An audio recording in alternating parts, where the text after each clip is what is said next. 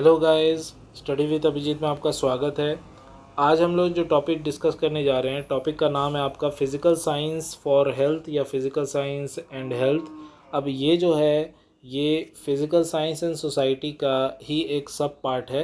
इससे पहले हम लोगों ने फिज़िकल साइंस एंड इन्वायरमेंट पढ़ा है। अगर आपने वो वीडियो नहीं देखा तो आप जाके पहले उसे देखिए, ये उसका सेकेंड पार्ट है। तो चलिए वीडियो को शुरू करते हैं। देखिए, फिज़िकल साइंस फॉर हेल्थ में हमें क्या पढ़ना है। The one important indication that shows the progress of a society that is there healthy members. तो यानी अगर सोसाइटी में हम बात करें एक बहुत ही इंपॉर्टेंट चीज़ का, वो है कि सारे मेंबर जो हैं वो हेल्दी रहें। ये भी एक बहुत इंपॉर्टेंट पार्ट है। The disease and poverty form a vicious circle. People are poor because they are suffering from various diseases, and people are suffering from various diseases because they are poor. दोनों कारण है। देखिए कैसे, vice versa है ये। People गरीब हैं, अब मान लीजिए आप गरीब हैं तो आपके पास वो बेसिक नीड्स नहीं होंगे जो आपके फुलफ़िल हों, और फिर हो सकता है कि आपको कोई डिज़ीज़ हो जाए, या फिर आप किसी डिजीज़ से पीड़ित हैं और उसमें बहुत खर्चा हो गया तो अब आप पुअर बन गए हैं। तो ये एक वाइस वर्सा है जो चलता रहता है सोसाइटी में। Therefore for poverty alleviation it is essential that people should be healthy. यानी अगर हम पॉवर्टी को हटा सकें तो ये हो सकता है कि पीपल को हम हेल्दी रख पाएँ। इसमें किसका रोल सबसे ज़्यादा इम्पॉर्टेंट है, तो साइंस का रोल बहुत इंपॉर्टेंट होता है। Science play an important role for making its member healthy and free from disease.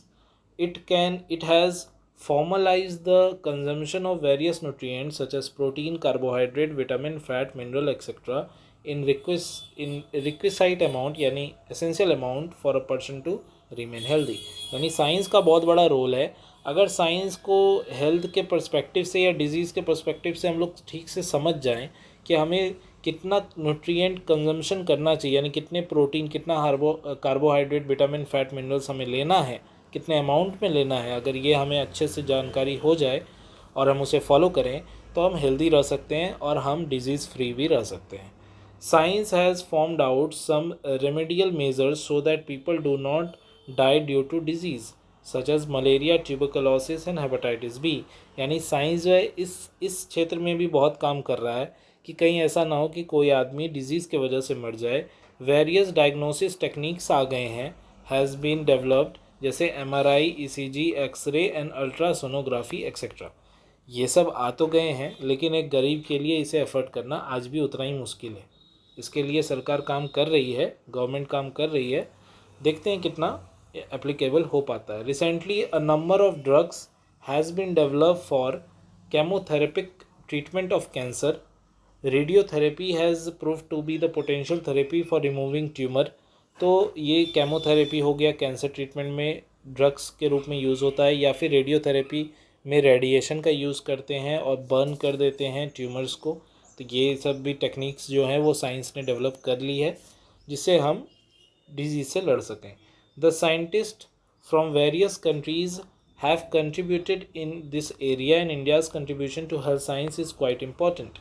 Physical science has contributed a lot in reducing the human suffering by the discovery of anesthesia and antisepsis to be used for surgery and various medicines such as painkiller, antibiotics, sedatives to relieve pain and suffering। यानी scientist ने ना केवल दूसरे countries ने, हमारे country ने भी health science में बहुत इम्पॉर्टेंट रोल्स अदा किए हैं, जैसे एनेस्थीसिया का डिस्कवरी करना या एंटीसेप्सिस का यूज़ करना सर्जरी में, या फिर बहुत सारे पेन किलर, एंटीबायोटिक ये सब बनाना जो कहीं ना कहीं पेन और सफरिंग से हमें रिलीफ देता हो।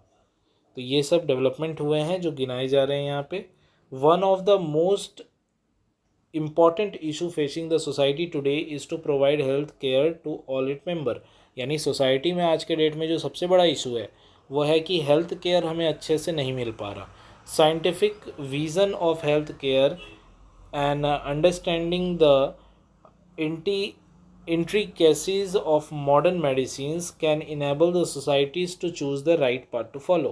यानी कि अगर साइंटिफिक विज़न से हेल्थ केयर किया जाए तो और मॉडर्न मेडिसिन का इस्तेमाल किया जाए तो सोसाइटी जो है वो सही रास्ते पे चल सकता है और डिज़ीज़ फ्री रह सकता है, हेल्दी रह सकता है।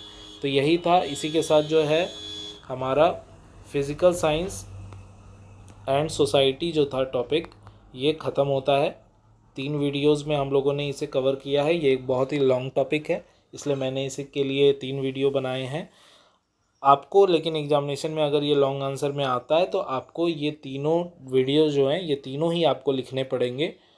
तो आज के वीडियो के लिए इतना ही। अगर आपको वीडियो पसंद आया है तो प्लीज़ वीडियो को लाइक करें और अपने दोस्तों के साथ भी इसे शेयर कीजिएगा। Thank you for watching. मिलते हैं अगले वीडियो में, तब तक के लिए ऐसे ही देखते रहिए स्टडी विद अभिजीत।